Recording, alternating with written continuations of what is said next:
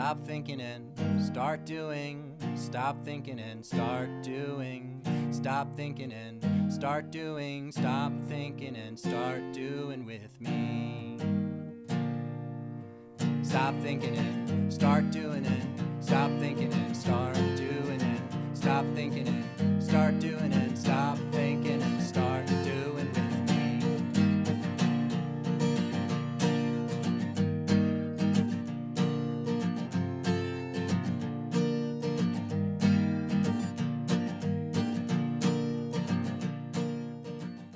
Hello and welcome back to the Stop Thinking, Start Doing podcast. We are so happy that you are here with us, and today we are going to be talking about such a juicy topic, collaboration over competition, baby. And our first guest to the Stop Thinking and Start Doing podcast,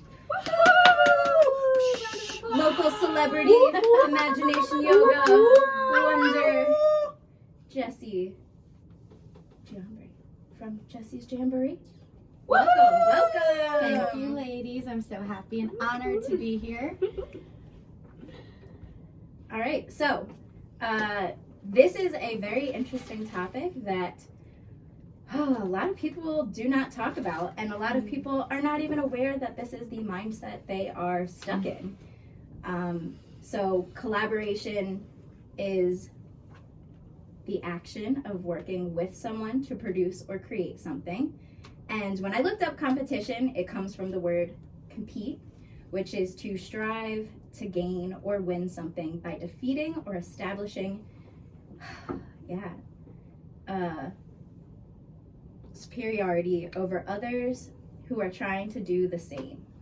And I think, like, just reading that definition, I was like, that feels icky. Yeah. Like, No thanks. yeah, over others who are trying to do the same. Why over? Why over? Well, we're calling this collaboration over competition. Why are we calling it over? Why are we calling it over? Who said that Because it's first? superior.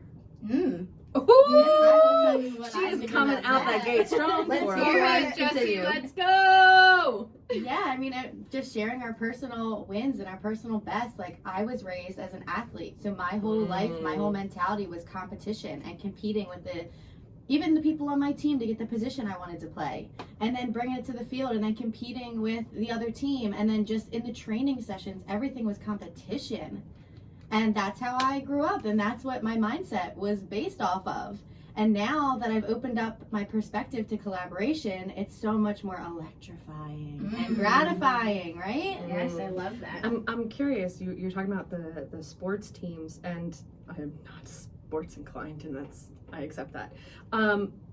The competition, was it also within the team too, like player against player? Yeah, as positions. Oh, absolutely. Oh, that's And insane. that's talking softball. Oh, we're not even going to open up the can and word into cheerleading, because Oh, that no, is yeah. a whole different level. Well, I think that goes back to, like, because we all danced, and Erin and I did color guard, and even though, like exactly what you said, even though you're on a team, you are still competing with those on your team because you want to be the best performer. You want people to be watching you. You want to have the best facial expressions. You want to have the best technique. Like, I feel like even within a team, you're still competing with each other. Yeah, and how that trickles over to friendships, like at a young yeah. age, right? Like, Yeah. I remember girls in my second, third grade class that we were getting ready to do travel softball with, and then we stopped becoming friends at school because we were competing on the field now, and it's just not fun anymore. But imagine that dynamic, right? Like, that's powerful. Yeah, and how that, exactly what you said, trickles into, I think, everything. Then in school, right? Wanting to get higher grades than other people, wanting to, Be involved in more things or make a larger impact, have more friends, have a certain type of friends. Check off all the boxes. yeah. Be on Essentially top. reach burnout. Yeah, Because and I think that's on the that's list. exactly what it leads to, is this competition. If you're always striving to be better than others, then what does that leave you with? And I'm going to go into my analogy, which I thought of when I was thinking of this episode. And I said that everyone thinks life is a race, that we're all competing, but really life is a relay. And we get to rely on each other and have others carry and support us when we need it. There is no winner unless the entire group crosses the finish line together. Yes.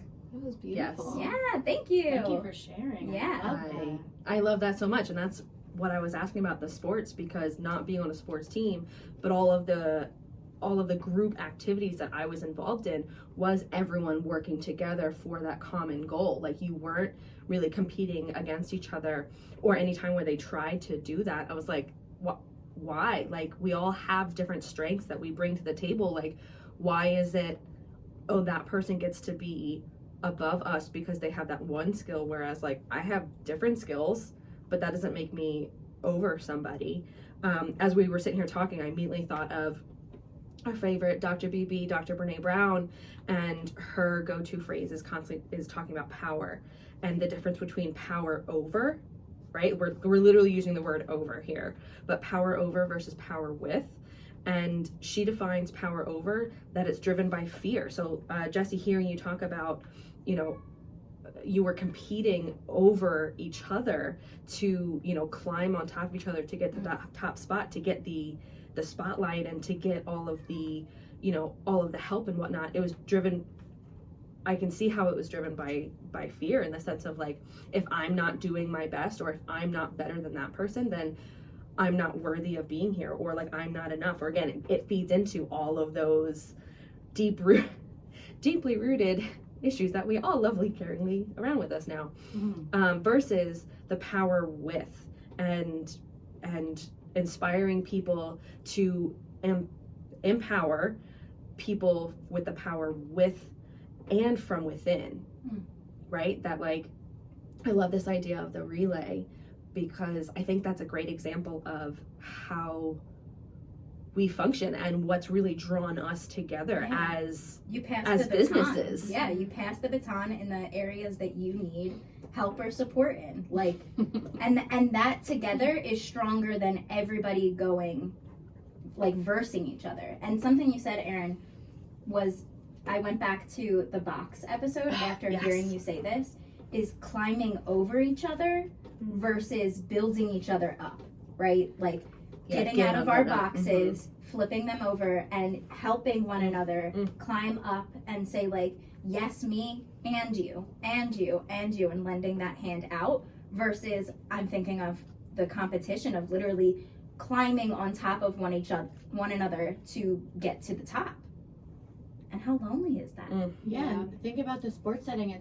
There's so many layers with, like, not only are you trying to be the fastest sprinter or have the highest batting average, but then you have coaches coaching you to want that, right? Like, how powerful is that? We all know how powerful it is to have a life coach at this point, and they coach us to direct us in our life. But that's the direction that young kids are getting, to compete and beat one another, and then somehow come together and beat another competitor. Like, how?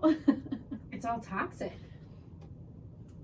And full circle moment, think about if we would have just let that dynamic continue, right? Because that dynamic got us to our dynamic in high school. We can share a little bit. Not that we really knew each other, but we were on very different in different social settings because of the different interests that we had. Yeah. And our paths would have never crossed, right? Like, No. And now look at us. Yeah. Like, it's so Exactly. crazy. That's my cool. stop thinking, start doing moment. All right, so we we'll will bring get it back. Well, yes, we'll circle back. Jeremy. Yeah, something that I am leading into is rewatching more of The Good Place.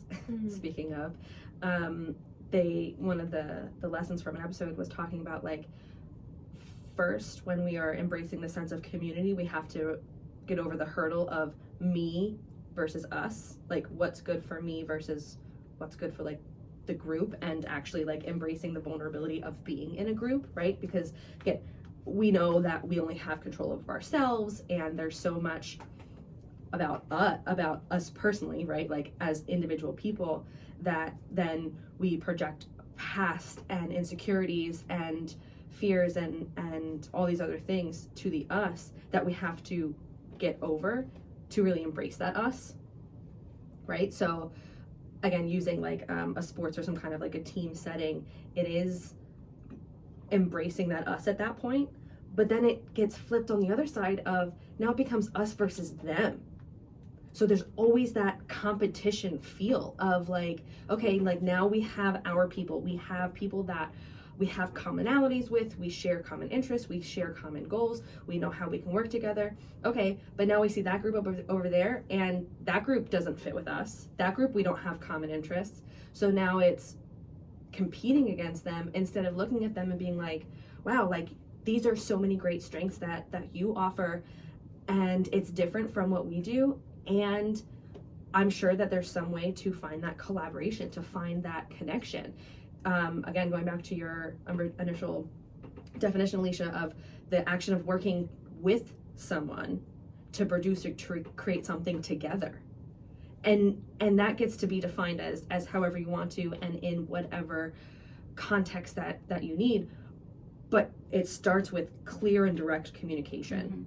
And if you're not coming into these spaces with vulnerable, real talks, and that starts internally, and we all know that from doing the work that we do, is that it all has to start internally to then be able to step into these hella vulnerable places and say like, I want to share something that I've been working really hard on and putting my heart and soul into, and I'm asking for feedback. And it's like, okay, then you have to in that moment be able to put your ego aside to say, okay, I'm asking for feedback, so the feedback that I get, I need to not take it as a personal reflection of my worth. It's a, wow, I'm doing so many great things, and these are the people that I'm choosing to review my work is because I value their input to be able to help me take it to that next level. And that's where collaboration really clicks in. I love that. As we dive a little bit deeper into collaboration, one thing I want to touch on or ask everyone or our thoughts is there, I feel that we have talked about competition sucks, right? The competition mindset sets everybody up for failure, for mental health concerns, for comparison, lifestyle, and energy. And I'm wondering, are there positives out of it? Because so much of our lives and our culture is centered on that. Like, we're recording in February and the Winter Olympics just started, which is a massive competition, right? And people learn and grow and look up to and see and have so much personal, individual, group achievement, watching different things. And I'm just thinking that, do we think that a place exists for positivity within competition in our lives? And I want to say yes, but I couldn't tell you what it is. So I'm curious about what everybody's thoughts are on that, because I feel like we've so far looked at competition with one lens, and everything has multiple lenses. So as we continue to segue into collaboration, like, what are those lenses in which we might be able to view competition as well, right? Because everything's a balanced life. Yeah, and it's interesting what Erin said about how it starts with what's good for me. And I think that is the stem of it possibly having a good effect, right? Like, if people were to get down to their true intentions or values, which I find in parent coaching that a lot of people don't start there, right? A lot of kids don't know what their intentions and their values are. But if they did, and they had personal goals to reach in the act of competing with others and seeing what somebody else can do and trying to learn off of that and feed off of that energy, but it gets abused, right? And there's a fine line between encouraging and manipulating, or encouraging and like making feel terrible about themselves, right? And like, it all starts at such a young age where I feel like it could be beneficial, but like, you have to have the right people in your village to support that initial like desire for the competition, right? Like, not just competing to compete. There's a reason. Like, it goes to self-discovery and maybe like your own self-worth, or what are things that I'm really interested in, right? But there's almost like a fine line-ish. There's like that dotted line right on the road that like once you merge over to the other side, it is really, you gotta really find that place for you. I feel like this opens up the door back to why high school PE sucks. Because like, I'm thinking about it, how I love the visual of the two lanes, Mary, where you're saying that, like, you know, like in Jersey, like left lane, like you're going, like if you're in the left lane, you got to be moving. And if you're not in the left lane, get out of it. Get out of New Jersey. Right? Like, the right lane is like, if you're like, okay, I can go the speed limit. But like, that's it. Like, I'm just taking my time. I'm cruising. Like, I'm in no rush. It's no problem. And both lanes get to be okay. Something that's coming up that connecting to your question, Mary, about like the Olympics and where this all stems from is, you know, I feel like, especially for us, we became the generation that was noted for like, you know, we just take things for granted and expect so much or whatever because, you know, when you were younger, you were given participation trophies. That darn participation trophy, right? And I feel like, truthfully, that is so far the opposite swing of competition, right? Like the toxic competition, and then participation trophy is so far the other side of that, where it's like that toxic positivity of it, right? Like it's just too far the other way, where we're still so focused on the exterior reward. What am I receiving for this? Instead of, I really feel like that we've seen the shift in the education world,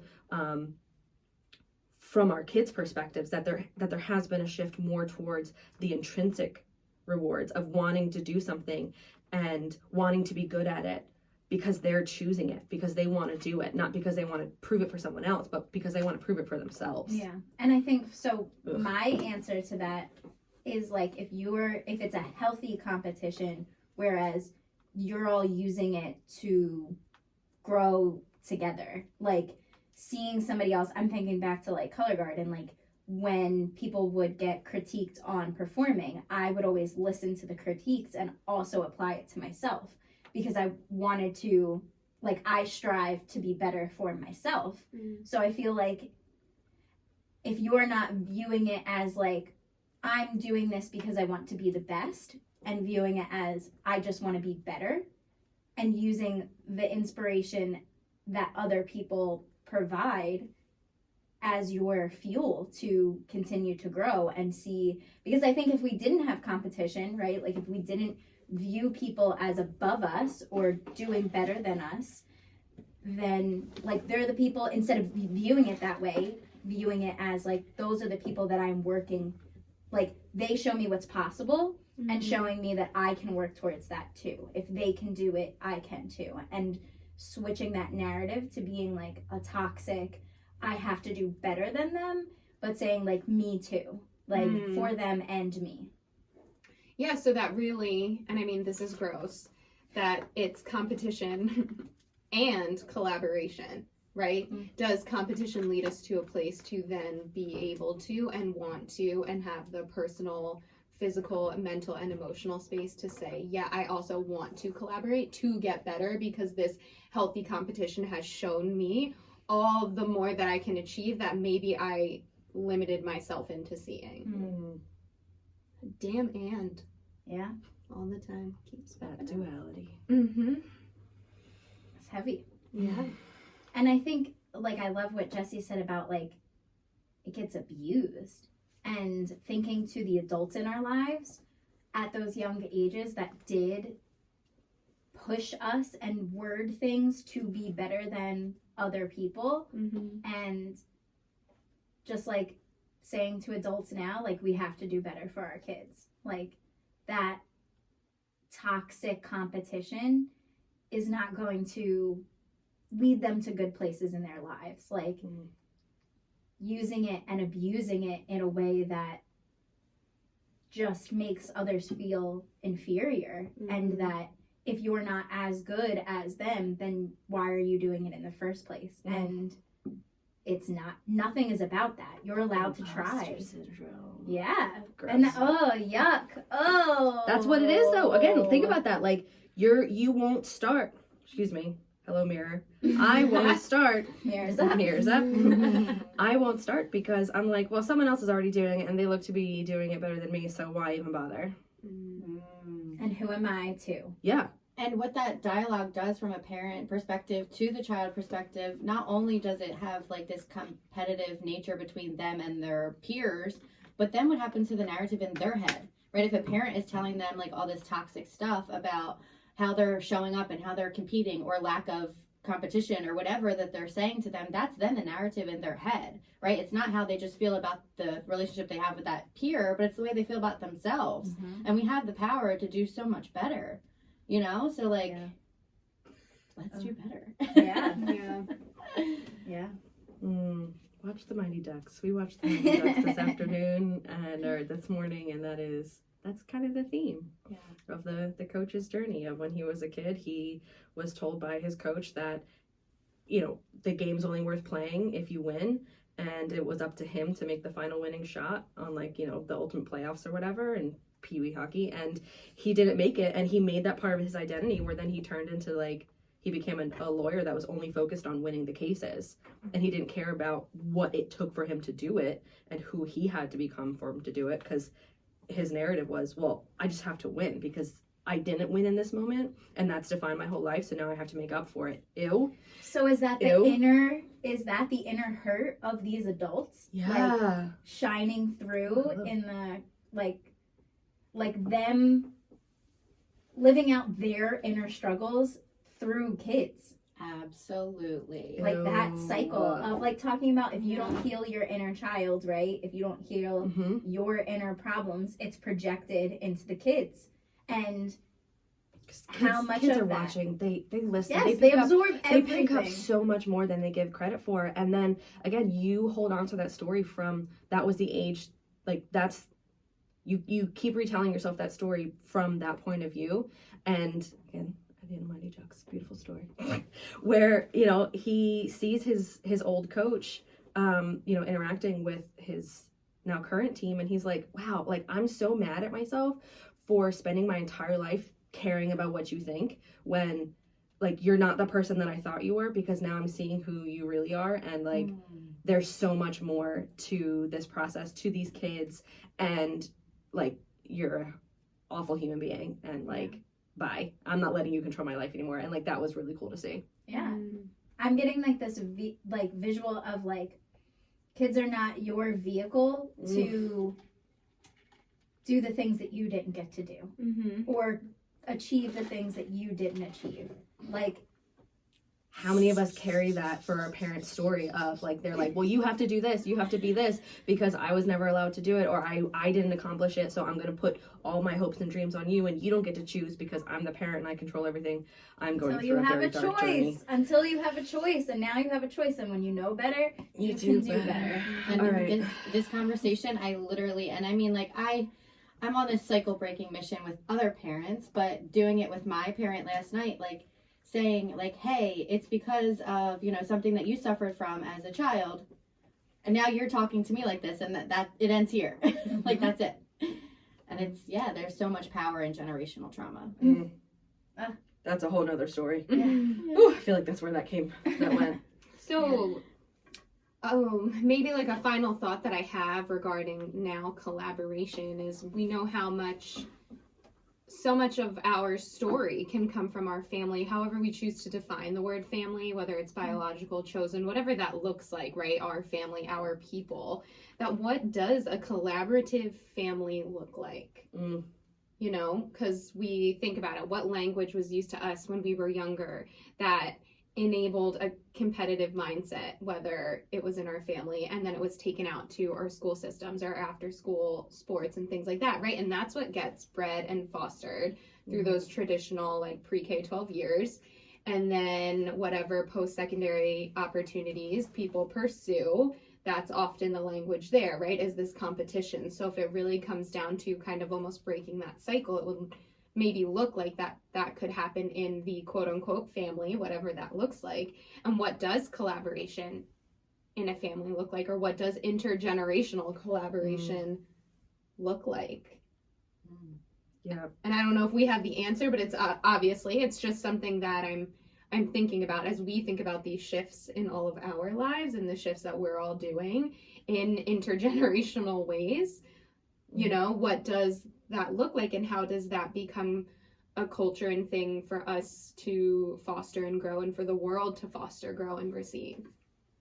Yeah, thinking about the family dynamic and having siblings, and, you know, like, having siblings or having a big family connection where that presents its own internal competition of those layers of, you know, like being the oldest and setting the precedent, and then the next one, or being the middle child, or whatever that looks like, but then equally being the only child and having that, you know, competition that like you have to be all of the things. So like you're competing against this idea, like you're not even competing against a person, you're competing against an idea. And That'll never beat. yeah, and Mary, your question reminds me of Jesse, the live that you did with Katie Weed about family meetings, and about, again, like, so now how do we make that, what does that look like actually in the family setting, and the language that you get to use, and, you know, and it's about setting that intentional space, intentional time, creating that common language, opening up the floor for conversation, and being reflective and not taking things so personally and internalizing them, but being open to what everyone wants to share and bring to the table, and work in that collaborative space, rather than just being like that natural competition of I'm the adult, I'm the parent, our favorite phrase, because I said so. You know, like that's does that where it starts? Is, you know, like we could even go back to that, you know, does that is that where so much of it starts of you know, going back to the power of the power is over you by your parents for so long, if they set it up that way, that when you flip the narrative and the parents allow children to have power within and bring their own power within to the family rather than just control it. And I really think that's where a lot of the power in shifting the narrative and changing that language, Mary, that you were saying, is rooted in that. So if you haven't watched it, it's pretty powerful. In changing the language and in setting the intention, right? And setting the family values, because that's, Katie and I both coach parents from a very like mindful, peaceful, conscious parenting perspective. And the way that we advise people to handle those situations is to get back down to your values, right? Because if kids are taught their values and they recognize how their values make them feel inside when they practice them, that's what makes them want to be on the team, right? Like, not because I said so, right? And if you start at a young age, then you have more of a foundation to build off of, rather than let them get to that teenage age where they're like just power controlling. Like toddlers fighting for control is one thing, but when they're teenagers and then you're a parent and you're like, I feel like their childhood is just a mess right now, and I don't want to wish these years away, but I'm not enjoying them. So how do we start from the basics, right? And start being intentional. And something that I thought of too is like shifting this competition with others to being a competition with yourself. Like viewing, are That you healthy competition. yeah, like are you doing better than you yesterday? Right. And like letting that, and the view of others that are maybe, like I'm thinking of like siblings or cousins, like that you had to go to school with, like seeing them as opportunities to help you strengthen your tools and grow stronger and just make you better for you instead of better than, right? Better for you than better than. And switching that narrative to being, I don't have to be better than them, I just have to do better for me. That's another, that I I'm can't. being sent back to my 7th grade English ELA class where we learn prepositions, and I'm just going through all those prepositions. Like we keep changing, you know, power over, power with, power from, power for, power, you know, like all of those, and I'm just digging digging that preposition song. Can be cut out. Tim, this is an edit. I dropped my phone. So as we pause, let me pick it up so that we have more time. All right, we got to transition to Stop Thinking, Start Doing. But Do you want me to go first? Yeah, I don't have one. I would say, Mary, do you have Stop thinking, start doing one? no Oh, because something to come back, because that was your question. I wanted to know your reflection back from hearing all the questions. Can I throw it back to you? Sure, we can see what comes up. Do you want to write down this time? Thank you. I don't know where it started, but Yeah, okay. around Yep. 34.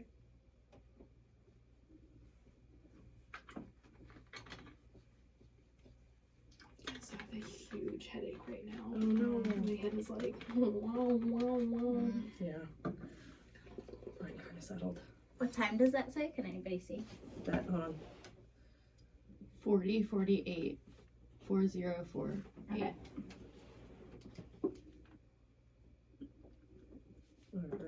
start again. 4, 3, 2. All right, so Mary, again, this was your initial reflection of, how to use different language and how do we move forward. And you said, we don't have the answer, and I'd love to hear your reflection after we all shared different insight as to possible options. Yeah, I think Alicia just said something that really resonated with me, that again, there is no right answer. There is no answer. The answer is whatever you choose in that moment. But how it really starts, are you doing better for you? And I think that it's an individual, right? Competition is something that we think of oftentimes with at least one other thing, one other person. Collaboration is something that we think of with one other thing or one other person. And I think really maybe an answer or something for us to think about is that with creating these and worlds that we live in and recognizing and receiving that and walking into that openly, is that to do so, maybe to do so in the way that's going to feel best, is knowing that I need to trust myself whole as an individual person and try my best, whatever that looks like, and every second, and knowing that that's going to look different, that there's no comparison here, right? It is owning up to, am I doing my best for me in this moment? And I feel that maybe this is the answer for me in my life right now, that when I can answer yes to that is when the most beautiful collaboration and competitions of my life, that they go hand in hand, exist. So there's still no answer, but that's what I'm thinking. No, yeah, that's beautiful. Thank you for carrying us through that final moment. Yeah. All right, so I will kick off our Stop Thinking, Start Doing moments, and this one is dedicated to Jessie. So when I first started my small business journey, I started with my Stop Thinking, Start Doing guided journal. And I knew that Jessie was a small business owner as well. And we went to high school together. And what Jessie was saying, like, we did not run in the same circles. We did not, we existed in the same place, but that was as far as it got. And funny to say that, like, people we were super close with in different times of our lives.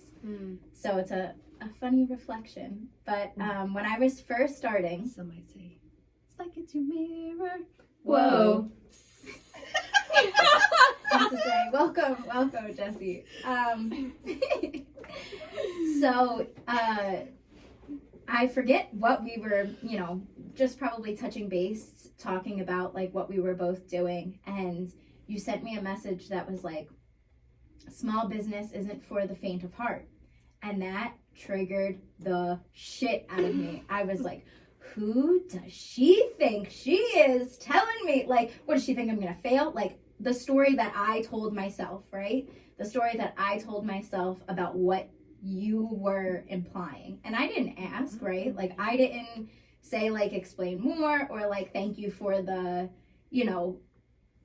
What I thought was encouragement. Yeah. And Intention, isn't that you got so? this, girl. You got this. It's not for the faint of heart. You got this. And Yeah. you took it as like, like a challenge, like a competition. Yeah. That like, thank you for sharing. yeah. So, and High to school. see where we are now, like if I would have let that comment be the okay end all be all, like okay, she's a bitch, I'm done. Like, if I would have stopped it there, we would have never met in the summer and then realized that so much of what we were doing was aligning. And I feel like that opened the door to us being on the same relay team. Like saying, you have strengths, I have strengths, let's join the team together. And there are so many things now coming to us, opportunities, dreams that we can now make our reality because We are making our reality. yes, we're already here. This is it. We're doing it, guys. We're right here. But if I would have let that competition stop me from collaborating, then how many lives wouldn't be getting, touched by the messages that we want to share, the things that we want to do. And that was my moment. So My turn. Yeah, Sure. you're ready. Lean in. So it's so fascinating to hear your perspective of that, and remember looking back, because like I don't remember sending the message. I just like I'm always in people's DMs, like trying to encourage them, like so like that was just like Yeah, a you casual are. conversation for me, like Appreciate you. whatever. But then when you got out of your way and you're like, no, maybe she didn't mean as nasty of a message that I thought it was. You came over to my house in Haddonfield, remember? Mhm. I was in such a dark place at that time. I was losing momentum. I was frustrated with my personal, my professional life, everything in between.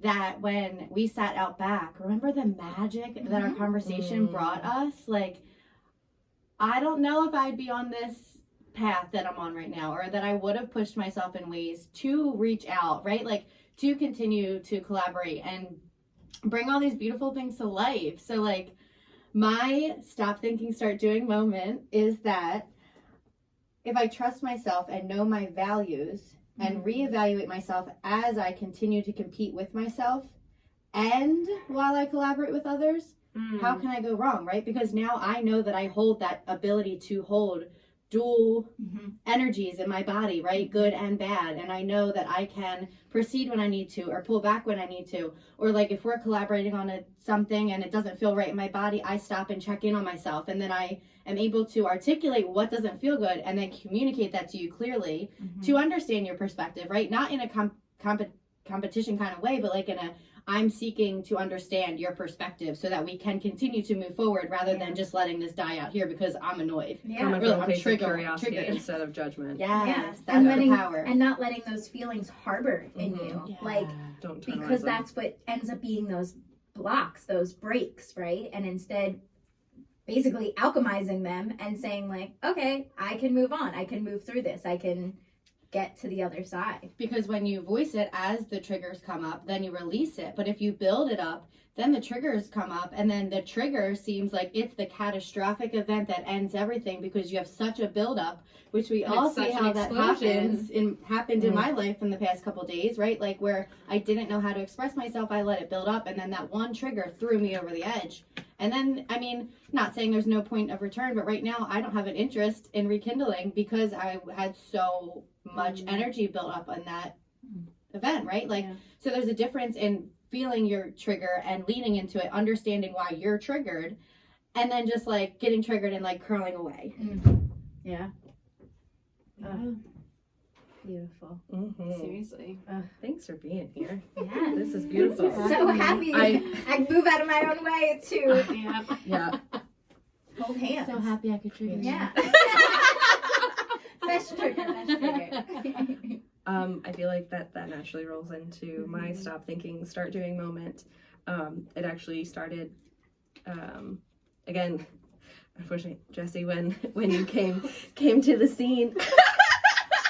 We love you now. We promise. There was a lot of shit that had to get worked through. You know, all those high school trauma triggers. It's fine. It's fine. So Seriously. like, I'm here for it. I You know- can handle it. I can have space for your emotions. Let's go. I know, and that's what makes this space so different. Yeah. So I'm gonna start by saying thank you for that. You're welcome. And authentic, I want to say. And so authentic. And you and I have shared a unique journey through our coaching that we exist in without Alicia and Mary. So like that's a cool different side note. But yeah, like the day that you guys are talking about where you guys sat together for hours and had these magical conversations and whatnot, that triggered me to be like, okay, like I moved farther away, so now my best friend is seeking somebody else. Like I'm being replaced. What's up with that? Like that's the story that I was starting to tell myself, even though obviously like that wasn't what was happening, and I held on to that for so long, and that started to seep into and really start to twist so many of these other narratives and different paths that were opening up that I started to be really resistant to because of this story that I had latched onto subconsciously, that it became that competition of like, I'm not enough. Why am I being replaced? What's going on? What does she have that I don't? Right? Again, going back to feeling like we're in high school, like we can't be friends with everybody and we can't work with everybody. And, you know, like and leaning into that lack. Yeah. And feeling that. And I'm like, but that's not who I am. Like, that's not who I want to be. And I know for sure that that's not who Alicia is. So then if she's bringing somebody into our world, then that's not who Jessie is either. And I get to rewrite the story that I was latching onto and stop that energy from like exuding out of me and keeping up those walls to everybody in this space, really. Mm-hmm. So like once I moved through that, like my walls came down and I just leaned into it and showed up way more authentically. That led me to,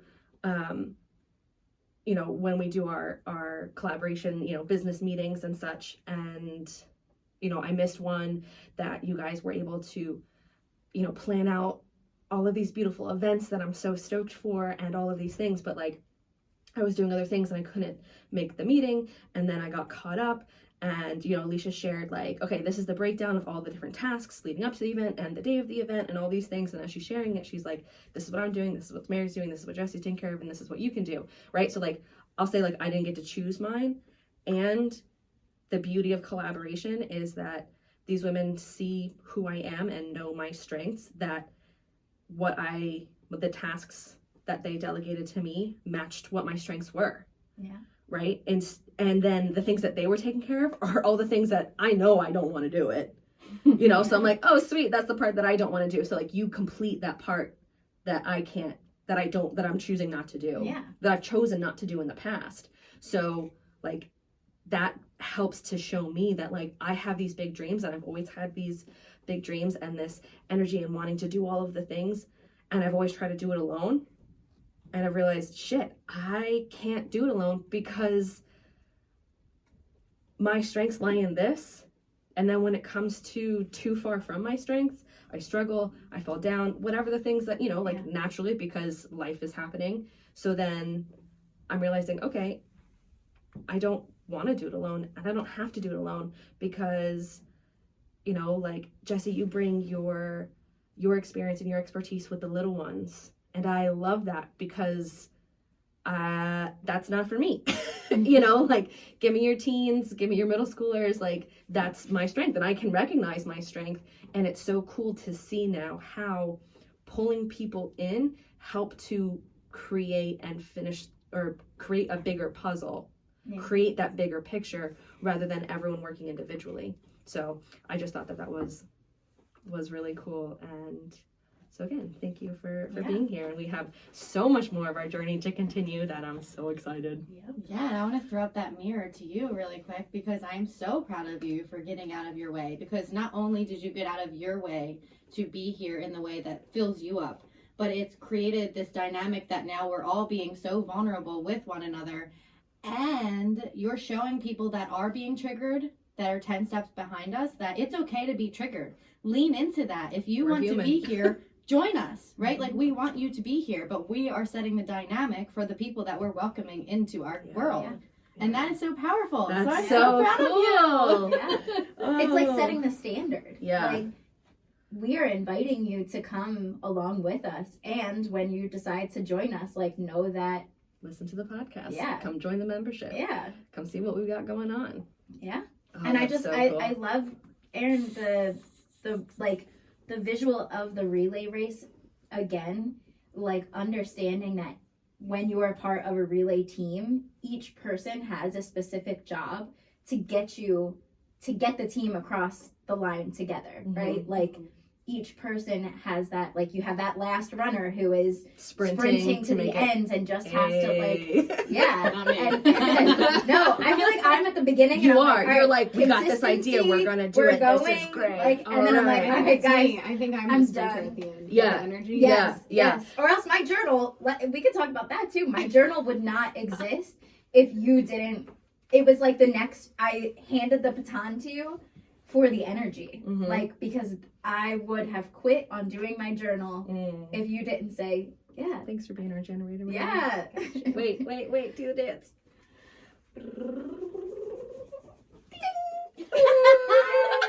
That's the generator. That's real. Yes. And now we have a manifesting generator. Yep. So again, it just further strengthens us. Oh, it's so beautiful. Yes. My stop thinking, start doing moment was not triggered by you. Jesse. So you can like take a deep breath. Sweating a little bit. I'm a little hot. 2 out of 4. But I would say, so when the three of us, Erin, Alicia, and I feel like our relationship seed was planted, like, and watered, we were all at very interesting spaces and places in our lives. You can say that again. We were all at very interesting spaces and places in our lives. And it, I feel like, was something that was so like lovingly grown over time, right? It was such an honest and raw connection, and we nurtured it, and it wasn't rushed, and that was awesome.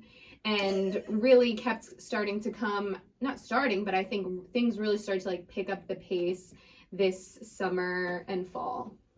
And that was super exciting. And then September into October was fucking some star galactic journey that we went on. Yeah, well, it was some crazy shit. And that was awesome. And then you guys went to a retreat in November. And I never felt like we had any competition. Like, I never felt that myself with us, which was cool because I danced competitively growing up and in high school, throughout high school and in college. So I know that life, and I know that life also with other women and in friendships with women. So I was like, this is really cool. And when you guys went on that retreat, I didn't feel in competition with you guys or with the other people there. It really came up for me with myself, because something that came up for me, a fear, was that they're, meaning you two, were going to level up, right? And be in this space with all of these other amazing people, and they're going to get brought in, and because I'm not good enough, I was viewing myself in the lack, I would then be pushed out. So I was in this, like, my fucking feelings that really, it was that weekend. And I knew what was super interesting for me was that my emotional mind and heart was very present, as well as my logical mind that was like, this is a story you're telling yourself that was never created and has never been like part of your friendship plant, literally, that was like grown together. So that was something that really came up for me in that space of competition that I brought up a little bit. I remember sharing, like, I feel very much like I'm not going to have anything to contribute, right? And like the three of us have been so strong, and now you guys are right now surrounded by so many amazing people, and so many opportunities are being providing, that I'm feeling left out in a way of like, I don't have anything to contribute. And you guys really lovingly reminded me, like, this isn't a competition, right? This is collaboration. This is all, this is, right? Like, this is everything. And I think what that did was heal a lot of me, right? Because the three of us have been so strong that I wasn't comfortable, I think, mentally having a fourth person added in, because I was in a place of sadness and, right, of like lack, and just wondering what's going to happen if we bring someone in and then things change, and then they, right, like, we have what we need. Not that I was like, I don't know who Jesse is, or like I'm feeling any type of way. I was just like, any fourth person who exists. Wait, so it's back to me now. It's back to you. That's why I looked away. I said, I was like, oh shit. All right. Okay, what's sort of back So to you. glad I came. Because we really love you. Our podcast, we can tell you how you triggered I'm gonna us. roast you real quick.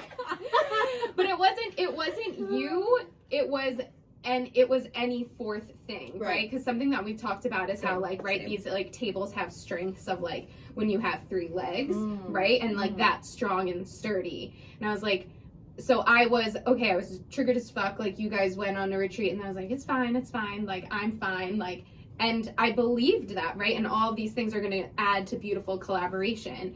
And then I felt like that started to deepen the connection for us to start all collaborating with you more. And what honestly is what I'm saying is that you all showing up on your retreat and showing up for me in the way that we do for each other healed in me the fact that we can expand because you showed that there's always the space for and. Yes. You yes, know, everyone is there. that everyone is there, that it wasn't without. So it wasn't that there was a fourth coming on. So 2.5 for 4. It was more that there was so much lack within myself that that's how I was viewing myself, that it wasn't going to be like a, I don't know, that like my piece would get taken out and everyone would come fill it, right? It was, I still have value and as does everyone else and we are all here in this together. So it's this like and space. We're all in this together. Once we know where we are, we're our stars And we see that we're all in this together. and it shows when we stand Hand in hand, make our dreams come true. All right, so as an outsider, I need to comment. That's the 2.5% of. We never hear from Jessie after. I know. We all leave and she's like, fuck this. I'm gonna say my final piece here. We love you. We promise we do. We It really, took really a do. lot to get me here now, but I see how events in my life that had to happen to get me to be in a place to collaborate with the three of you who are resisting the collaboration as well. How magical that is, right? Because a lot of the time, like all of these things that we're talking about, so many people just lean into the trigger and they're like, nope, done, can't do it.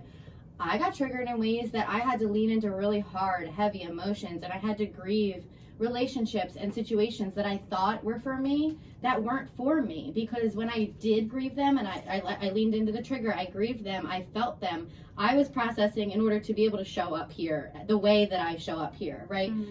While you guys were showing up in your ways to be able to show up here the way we're all showing up here now. We So were literally having mirror identical journeys on our paths to then meet in the And I that think middle space. we had to all learn how to hold space. I feel like that's what it comes down to. Is for like, ourselves and others. yeah, exactly Yeah. that. Me holding space to say that I can continue on. Aaron holding space to say that there can be like and And all right, the ands. and then Mary holding space to say like it's not me versus, it's me with. and me with, me along. Like there is no competition. It's we cross the finish line together. Yeah. Beautifully inspiring. And typical relays are 4x4s. Yes, I also had that thought. 1, 2, 3, 4. Yeah, Anchors. crossing the line. I only have an anchor, but it's fine. I love it. All right, well, I think Yeah, my final reflection that I'm hearing from everyone is that this idea of competition is that, Mary, I think you put it so beautifully, that like it's not about somebody else, it's about anybody else, right? It's about why am I not enough?